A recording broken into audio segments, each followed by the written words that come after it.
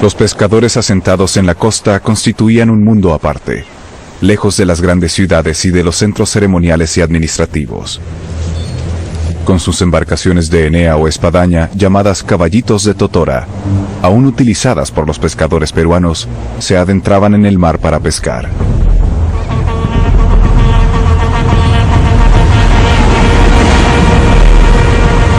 Cabalgaban las olas de la rompiente para llegar hasta los bancos de peces.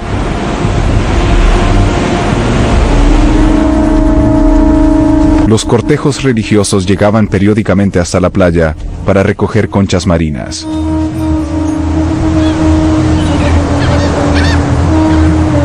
Las consideraban sagradas. Una vez trituradas, obtenían de ellas el polvo blanco que utilizaban en sus ofrendas.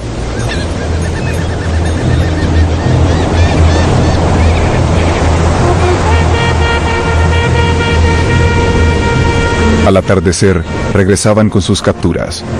Probablemente estos pescadores fueron los precursores del surf hace 2000 años.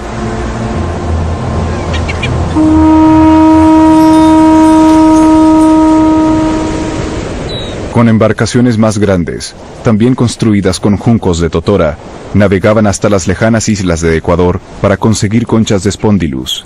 Desde tiempo inmemorial, las caracolas han sido objeto de veneración. Prueba de ello es este maravilloso trabajo de la cultura chavín. Las conchas servían para confeccionar los pectorales de guerreros y nobles. Todavía no se sabe cómo lograban taladrar sus diminutas cuentas cilíndricas.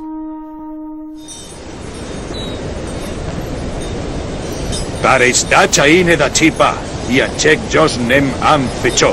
O imasek, imasek. Chop san kaktim mai. Seistim menchek ayapek nig, eigen nem am fecho.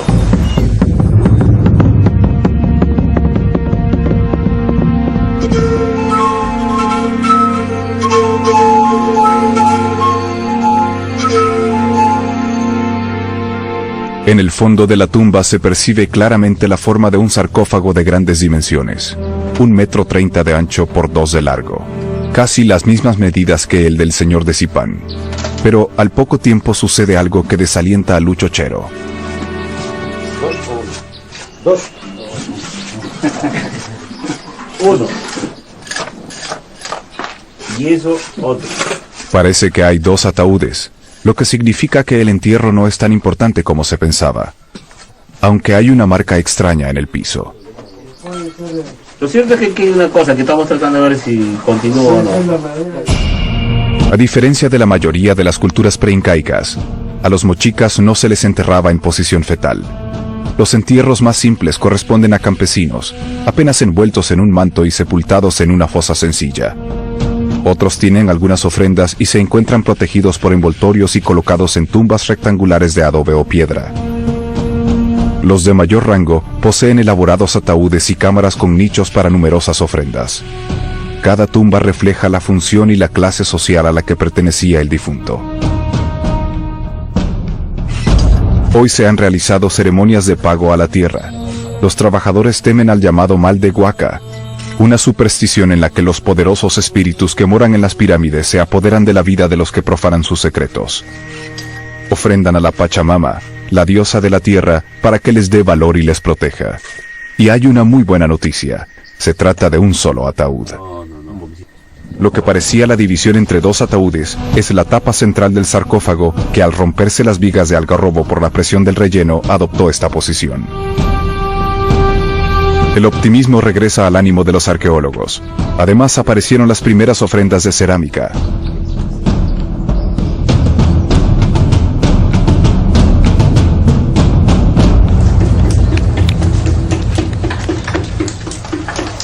Los mochicas no escribieron, pero plasmaron su mundo en la iconografía de la cerámica. Un lenguaje gráfico que documenta su entorno y pensamiento, y relata las más diversas acciones de su vida. A través de la cerámica, arqueólogos e investigadores han logrado descifrar las singulares diferencias que determinaban su cultura milenaria. La cerámica de uso doméstico era funcional, sencilla y con poca decoración. No utilizaron ningún tipo de torno. La elaboraban manualmente con el uso de una paleta, técnica que todavía perdura en algunos pueblos del norte. Las obras ornamentales y de uso ritual se fabricaban con moldes. Una vez preparada y amasada la arcilla, se distribuía homogéneamente en el interior del molde. Al poco tiempo de secado, la pieza se extraía, se retocaba, perfeccionaba y pulía. Luego pasaba al quemado que se realizaba en hornos abiertos. Hombres, divinidades, animales, plantas y complejas escenas rituales fueron representadas por los artistas, que explotaron dos grandes vertientes del arte, la escultura y la pintura. La plástica mochica sorprende por su expresividad y perfección.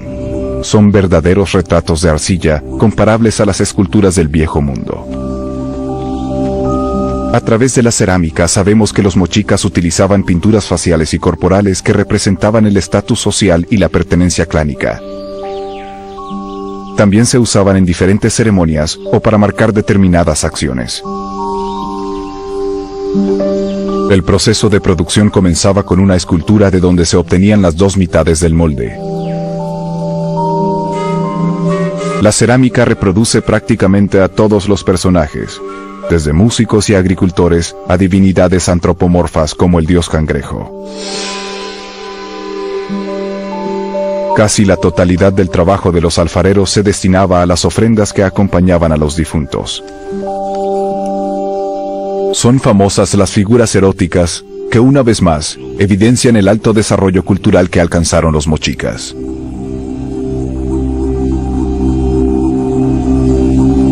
Por la cantidad de vasijas encontradas en los yacimientos arqueológicos, los talleres de alfarería debieron tener mucha mano de obra para tener tanta producción.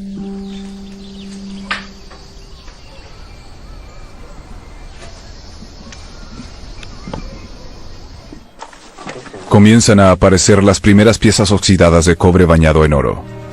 El ambiente en la excavación se ha electrizado. Reina el silencio y el absoluto respeto hacia el personaje que van a exhumar. Una cabeza felina augura la importancia de la sepultura. A la altura del torso del difunto, una gran corona en forma de V arroja alguna pista sobre su identidad. Lentamente, a punta de pincel y espátula, afloran los adornos que usó en su vida. Se percibe la fuerza de la huaca. Algo misterioso y etéreo marca su presencia. Estamos frente a la primera capa de la tumba recién descubierta, un conjunto de ornamentos y emblemas. En la parte inferior nos sorprende el hallazgo de 3 cabezas de porra que fueron desarmadas, aplastadas intencionalmente y colocadas en esta sesión. Walter Alba, director del proyecto, continúa explicando. Fueron trofeos de combates rituales. Hablamos entonces de 3 combates ganados. Los combates rituales tienen cierta semejanza con los torneos medievales entre caballeros. Pero aquí, el vencido casi nunca moría en la lucha. Bastaba con una estocada para dar por terminada la contienda. El vencedor ataba las armas del vencido a su masa de combate y lo despojaba de las vestiduras. Le colocaba una soga al cuello y lo llevaba ante la presencia del Señor. Luego, era sacrificado.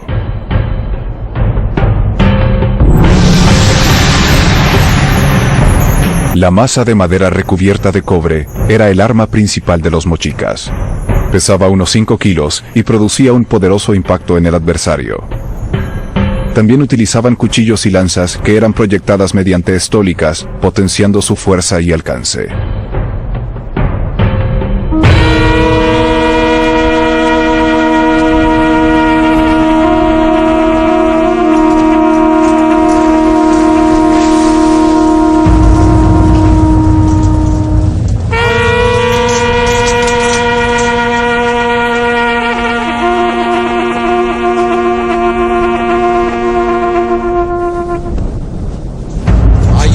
Desde la infancia, los mochicas iban superando diversas iniciaciones que conformaban su futuro. El proceso iniciático terminaba al final de la adolescencia.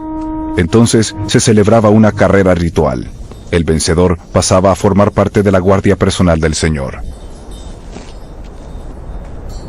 A cada participante se le entregaba una bolsa llena de pallares, unas semillas con las que los oráculos realizaban predicciones. Al término de la carrera, y como parte del final de la iniciación, los adivinos leían sus pallares.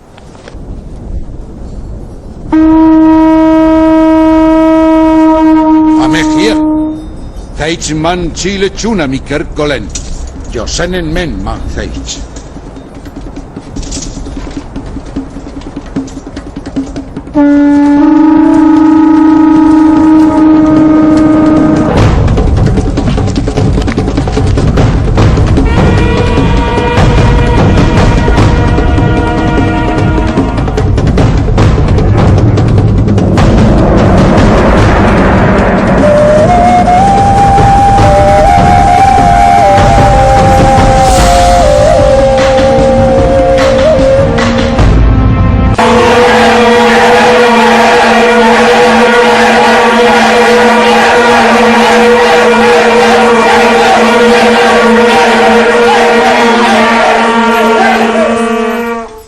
Seig. Chimbinche que mote seg. Lechunani kerkol.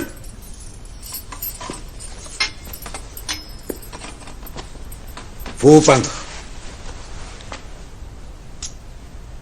Eis. Tu hedas allen molun. Niu chalot testek meilan. Temnein meño chan si amner le miserna. Fupan chang falpir. Chepang mochach. Chang has tono amechek.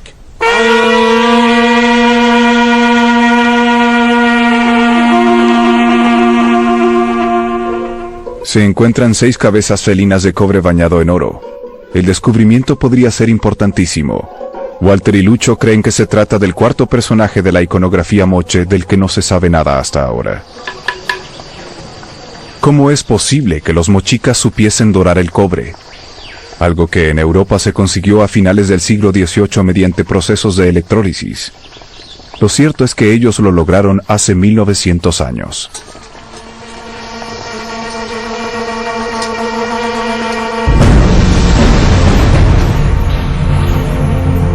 Definitivamente se confirma, la tumba corresponde al cuarto personaje de la iconografía de la presentación. El que podría ser el señor de Zipán recibe la copa de sacrificio del sacerdote, detrás de la sacerdotisa y más atrás nuestro personaje representado tan grande como el señor. Todavía se sabe poco de él, tan solo que era del más alto nivel y que desempeñaba funciones militares y religiosas. Lucho Chero extrae las piezas más grandes de la tumba para comenzar su restauración. Tienen que seguir excavando para rescatar la osamenta. Los trabajos de restauración se prolongarán durante meses. Los conservadores pegan y unen las piezas, a veces muy deterioradas, como si se tratase de un rompecabezas.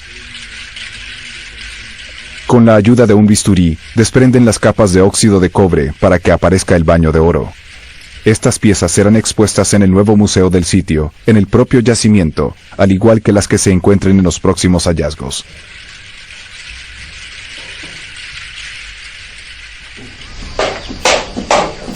El dominio de los metales que tenían los mochicas es desconcertante. Utilizaron el cobre profusamente para fabricar herramientas, armas y adornos.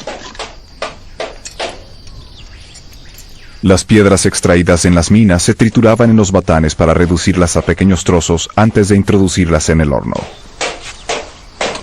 En el taller de orfebrería se trabajaba desde la producción del metal hasta la confección de los adornos. Los pequeños trozos de metal se fundían mezclados con el carbón en hornos de barro. El fuego se avivaba con sopladores de caña rematados con toberas de arcilla, hasta alcanzar poco más de 1000 grados de temperatura. Laminaban el metal valiéndose de sucesivos recalentamientos. Después conformaban las piezas golpeándolas en moldes. También conseguían el estampado de imágenes que terminaban en recortes, repujados, retoques y pulido. Luego eran ensambladas componiendo los diferentes objetos. Si el dorado del cobre mediante procesos electroquímicos parecidos a los actuales nos asombra, el que lograran soldar los metales no nos puede dejar indiferentes.